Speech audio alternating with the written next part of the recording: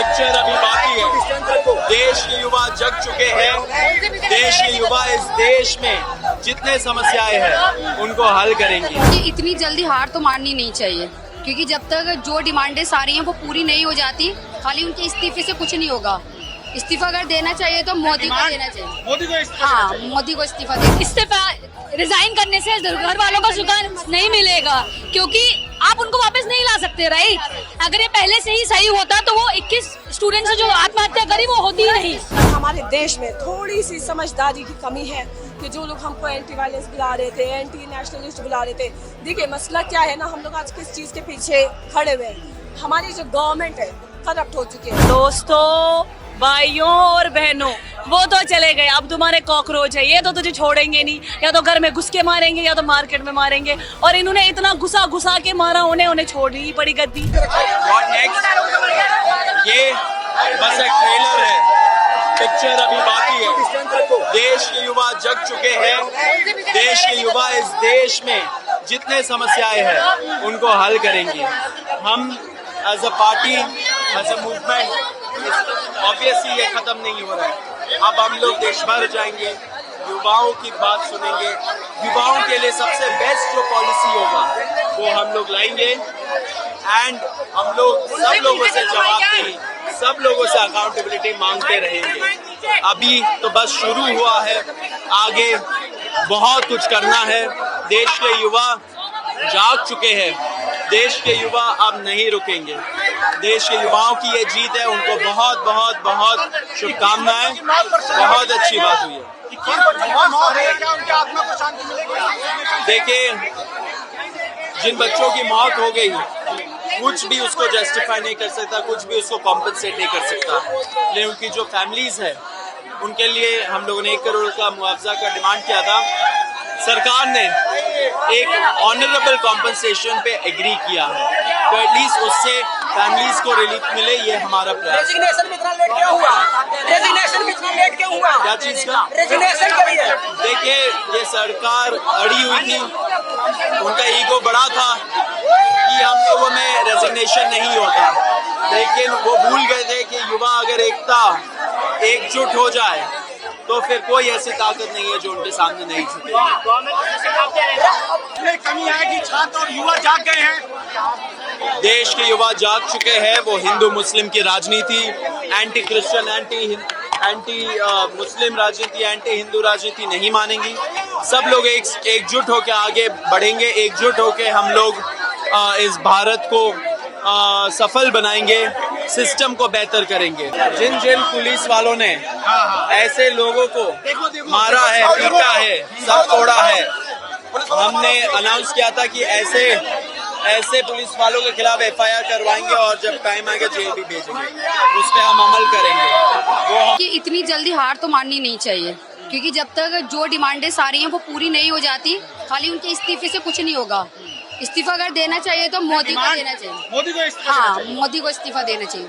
Main राजा तो वही है ना, जब तक वो नहीं हटेगा तब तक सरकार नहीं बदलेगी, और सरकार नहीं बदलेगी तो इस्तीफे रेजिग्नेशन से कुछ नहीं होता। रिफॉर्म्स पे काम करना चाहिए गवर्नमेंट को, स्पेशली इस्तीफा। अभी धर्मेंद्र प्रधान, आप लोगों की डिमांड थी, वो तो सरकार ने मान लिया ना। वो मान लिया, बट रिफॉर्म्स भी तो आनी चाहिए ना। एजुकेशन पे करप्शन इतनी है, चीजें इतनी खराब चल रही है, रोड मिनिस्ट्री सही से काम नहीं कर रही, पेट्रोल पे इतनी धांधली हो रही है, ठीक है। तो it is not about who is resigning, it is about if you are like putting someone accountable for that position, bring someone अच्छा, किसी अच्छे को लेकर आओ।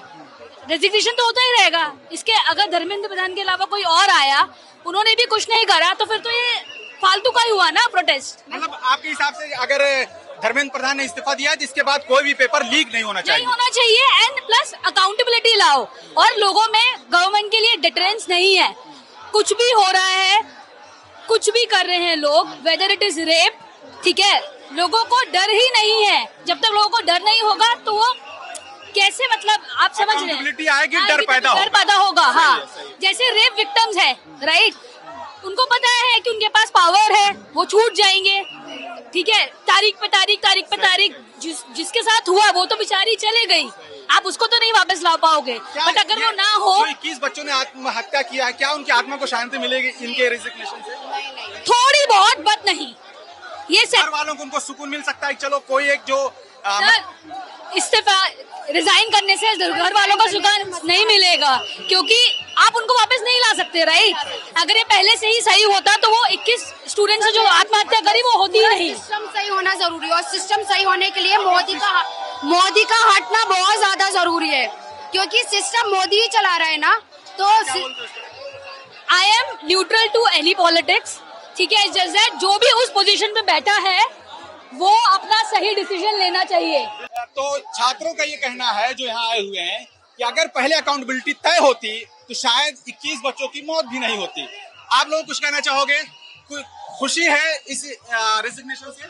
हाँ, बहुत बहुत खुशी है, और सरकार ने सारी मांगे पूरी कर ली हैं, तो इट्स गुड।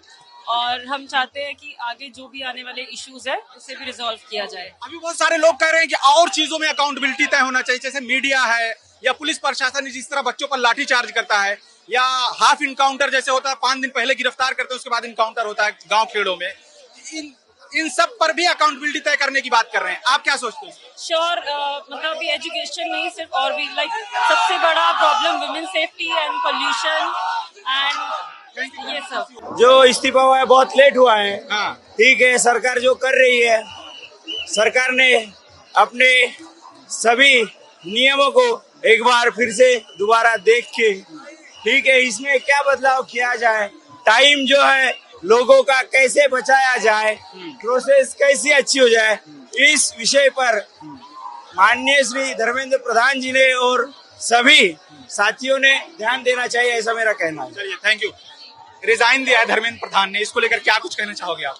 हम सिर्फ इतना ही कहना चाहते हैं, हम अपने जेनजी वाले स्वैग में, मैं जेनजी तो वैसे हूँ नहीं, बट हमारे जो जेनजी है मैं उनके अंदाजे में कह रही हूँ, दोस्तों, भाइयों और बहनों, वो तो चले गए, अब तुम्हारे कॉकरोच है, ये तो तुझे छोड़ेंगे नहीं, या तो घर में घुस के मारेंगे या तो मार्केट में मारेंगे, और इन्होंने इतना घुसा के मारा, उन्हें छोड़नी ही पड़ी गद्दी। बस मैं इतना ही कहना। जैसे से 12 साल की जो राजनीति रही, हिंदू मुस्लिम नफरत की राजनीति रही, इससे पहले युवा एक कम्युनिटी बेस को टारगेट किया जाता, चाहे दलित को, चाहे एससी को, चाहे मुसलमान को।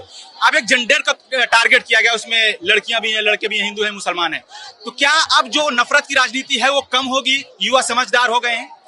मैं आपको एक बात बताऊं, मैं कश्मीर से, और मैं सबसे पहले अपने कश्मीर को रिप्रेजेंट करूंगी। प्लीज ये चैनल ये वाला वर्ड काटना नहीं आप, प्लीज। मैं सबसे पहले अपने कश्मीर को रिप्रेजेंट करूंगी। ये लड़ाई 12 साल पहले हमने कश्मीर में उठाई थी, और आज एंड दिल्ली में हो गई है, और इंशाल्लाह आगे भी ये लड़ाई लड़ी जाएगी, और आगे भी ये लड़ाई लड़ी जाएगी। वहां तो करोड़ों के बच्चे उन्होंने अंधे कर दिए, उनको तो इंसाफ नहीं मिला, लेकिन 20 तारीख को जितने भी बच्चे यहाँ पे इन्होंने अंधे कर दिए, उनको तो इंसाफ हम लेके ही गए ना यहाँ से।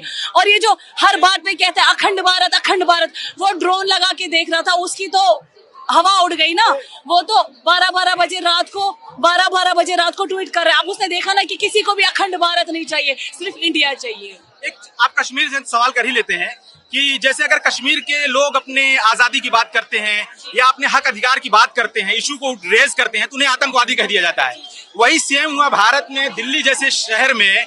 यहाँ जब छात्रों ने अपनी बात रखी नीट की, तो जो शिक्षा मंत्री है वो खुद कह रहा था कि देशद्रोहियों की बी टीम है। वो सिमिलर बात जो कश्मीर में कहते हैं वही दिल्ली में कहना पड़ा उनको। क्या अब इसमें भी बदलाव आएगा? किसी कम्युनिटी को या किसी पर्टिकुलर जो जेंडर है उसको आतंकवादी नहीं कहा जा सकता? मैं बस आपकी चैनल से इतना ही कहना चाहती हूँ, जितने भी इनको आतंकवाद, तो आपने खुद देखा, आतंकवाद तो आरएसएस है, और आतंकवाद तो इसकी आर्मी और मिलिट्री है। अब तो सबको समझ आया ना कि आतंकवादी कश्मीरी नहीं, आतंकवादी ये बीजेपी वाले हैं, और जिस तरह से यहाँ पर इनका आतंक खत्म करा, इसी तरह से इंशाल्लाह कश्मीर में भी खत्म करेंगे। मतलब जैसे इस देश के जो छात्र हैं वो आतंकवादी देशद्रोही नहीं है, वैसे जो कश्मीर के लोग अपने हक अधिकार की बात करते हैं वो भी आतंकवादी देशद्रोही नहीं है, अपने हक अधिकार की बात। दुनिया में एक ही कौम ऐसी है जो आतंकवादी नहीं है, वो है मेरा कश्मीर। और जिनको इन्होंने मारा है, पीटा है, कूटा है, वो सब मासूम थे। और वो जो माए जिन्होंने अपने बच्चे खोए, आज उनको भी खुशी मिली होगी कि जिन्होंने कश्मीर में बच्चे खोए थे वो आज ये विक्ट्री देकर शायद खुदा से ये दुआ में से देशवासियों को क्या देना चाहोगे कश्मीर को लेकर, जो परसेप्शन बना हुआ है पूरे देश के लोगों में? मैं बस इतना ही कहना चाहती हूँ, मैं कश्मीर से हूँ, मैं यहाँ 15 दिन से खड़ी हूँ, सबसे ज्यादा काम मैंने करा है। अगर मैं अपने इंडिया से प्यार नहीं करती तो मैं यहाँ क्यों होती? अगर मैं आतंकवादी होती तो मैं यहाँ क्यों होती? बस मैं यही मैसेज देना चाहती हूँ कि हम सब हिंदुस्तानी हैं, बस। तो बहुत शुक्रिया बात करने के लिए। तो आप देखेंगे कि हजारों की तादाद में छात्र युवा जश्न मना रहे हैं, एक बहुत बड़ी जीत है। एक कहावत जो है कि जिस ओर जवानी चलती है उस ओर जमाना चलता है, वो आज हकीकत हुई।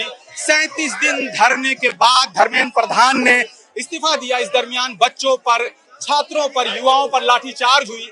एक बच्चे की मौत की भी खबर है। अब इस सरकार को समझ आया है कि इस्तीफा जो अब इस सरकार को समझ आया, उसके बाद इस्तीफा दिया। छोटी छोटी बच्चियां, उनसे ही बात करेंगे। क्या नाम है, आप लोग कहाँ से आए हो? मैं दिल्ली से ही हूँ। दिल्ली से हूँ। दिल्ली से हैं आप? तो क्या सोचते हो इसके बारे में, जैसे रिजाइन दिया धर्मेंद्र प्रधान ने, एक बच्ची की शायद मौत हो गई है और इतना लाठीचार्ज हुआ? होना नहीं चाहिए था, पर बेफालतू में करा, आराम से कर रहे थे प्रोटेस्ट वगैरह सब। 12th की स्टूडेंट हो आप? हाँ। बेफालतू में लोगों को मारा पीटा गया। ये तो शांति से ही कर रहे हैं सब कुछ, ये बेफालतू में लगे पड़े पुलिस वाले। तो पुलिस शांति से इस्तीफा दे देते, मारे क्यों? हाँ, सीधा इतना टाइम लेके क्यों बेफालतू में इतना टाइम वेस्ट करा? तो क्या दोबारा से सरकार पर, पीएम मोदी पर वो भरोसा बिल्ड हो पाएगा आप लोगों को? बिल्कुल नहीं। कैसे बिल्ड होगा? इतना टाइम लेके तो एक का इस्तीफा हुआ है, तो बाकियों का अगर मांगेंगे। अभी चला गया इनका वोट बैंक, चला गया इनका एक वोट बैंक चला गया पीएम मोदी का। कैसे? अंधभक्त नहीं है ना यहाँ जेएनयू में से कोई भी। अच्छा, वो जो अनभक्त है वो अब आए हैं जेएनजी बन करके? नहीं नहीं, अंधभक्त नहीं है जेएनयू में से कोई भी। अच्छा, अब उनका दौर चला गया, इसका मतलब भरोसा नहीं रहेगा। ये जनरेशन थी जो हमारे अंकल टाइप के लोग है ना, उनकी है वो, जो मान जाते हैं मोदी की बातें। तो आप पीएम मोदी और बीजेपी पर भरोसा नहीं करेंगे आप? कभी किया ही नहीं। कभी किया ही नहीं। और लोग हैं, उनसे ही बात करेंगे, जो युवा हैं, छात्र हैं, उनसे बात करना चाहेंगे। क्या नाम है, आप कहाँ से आए हो? मेरा नाम मिन्नी है, मैं दिल्ली में ही रहती हूँ। यहाँ मतलब जैसे अब तो इस्तीफा दे दिया है, अब जो बीजेपी का, जो भारतीय जनता पार्टी है, पीएम मोदी है, अब क्या उन पर भरोसा बरकरार होगा आप लोगों का? भरोसा तो बिल्कुल भी नहीं है, मगर अब उन्हें डर जरूर होगा। और अब ये स्टार्टिंग है हमारे हिसाब से, तो अब जब जब ऐसी जरूरत होगी हम सब खड़े होंगे यहाँ पे। आप लोग आ जाएंगे। क्या कहना चाह रहे हो आप? भरोसा नहीं होगा बीजेपी पे, क्योंकि बोला था कि 2 करोड़ वैकेंसी निकालेंगे, बट 2060 से वैकेंसी नहीं आती है। जो वैकेंसी आती है उसके पेपर लीक्स हो जाते हैं।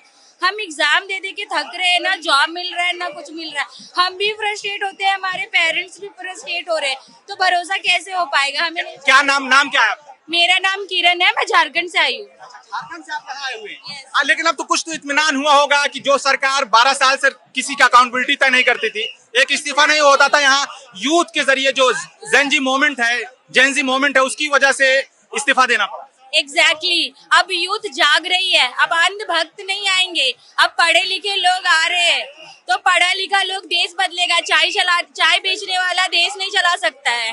और हमें तो ऐसा प्रधानमंत्री नहीं चाहिए, हमें तो बीवी वाला प्रधानमंत्री चाहिए, जो मन की बात अपनी बीवी से करे और काम की बात जनता से करे। पीएम मोदी काम की बात नहीं करते हैं, वो इतने झूठ बोलते हैं। आप उनके भाषण सुनो, कितने सारे झूठ ही बोलते हैं वो। देश के लोगों के लिए, जो आप जैसी लड़कियां हैं, गर्ल्स हैं, उनको क्या मैसेज देना चाहोगे आप?